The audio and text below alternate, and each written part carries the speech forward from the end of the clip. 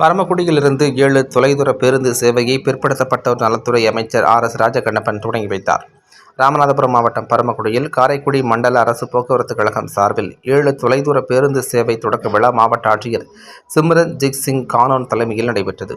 இதில் பிற்படுத்தப்பட்டோர் நலத்துறை அமைச்சர் RS ராஜகண்ணப்பன் கலந்து கொண்டு முதுகுளத்தூர், சிதம்பரம், சாயல்குடி, திருப்பூர், ராமேஸ்வரம், உத்தரகோசமங்கை, சாயல்குடி, சிதம்பரம், ஏர்வாடி, ஈரோடு, ராமேஸ்வரம், திருச்சி ஆகிய வழித்தடங்களில் 7 பேருந்து சேவையை தொடங்கி வைத்தார். இந்த நிகழ்ச்சியில் பரமக்குடி சட்டப்பேரவை உறுப்பினர் முருகேசன், கும்பகோணம் அரசு போக்குவரத்து கழக மேலாண் இயக்குநர் மகேந்திரகுமார், பொது மேலாளர் இளங்கோவன், நகர்மன்ற தலைவர் சேது கருணாநிதி, இளைஞர் மாநில துணை செயலாளர் இன்பா AN ரகு மற்றும் உள்ளாட்சி பிரதிநிதிகள், தொழிலாளர் முன்னேற்ற கட்சி நிர்வாகிகள், பொதுமக்கள் கலந்து கொண்டனர்.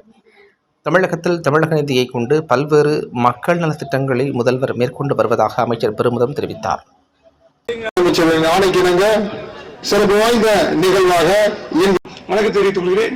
எங்களுடைய தளபதியுடைய காட்சியில் 3 ஆண்டு காலங்களில் இலவசமாக மாண்புமிகு தமிழ்நாடு முதலமைச்சர் அவர்களின் ஆணைக்கிணங்க இன்று பரமக்குடி பேருந்து நிலையத்தில் நடைபெறும் புதிய பேருந்து B6 வகை பேருந்துகள் பொதுமக்கள் பயன்பாட்டிற்காக கொடுக்கும் விழாவில் எல்லா பேக்வர்டு கிளாஸ், நான் மோஸ்ட் பேக்வர்டு கிளாஸ், DNC அப்படி எல்லா சமுதாயத்துக்கும் பொதுவானவர். DNC எல்லாம் 299 ஸ்கூல் இருக்கு.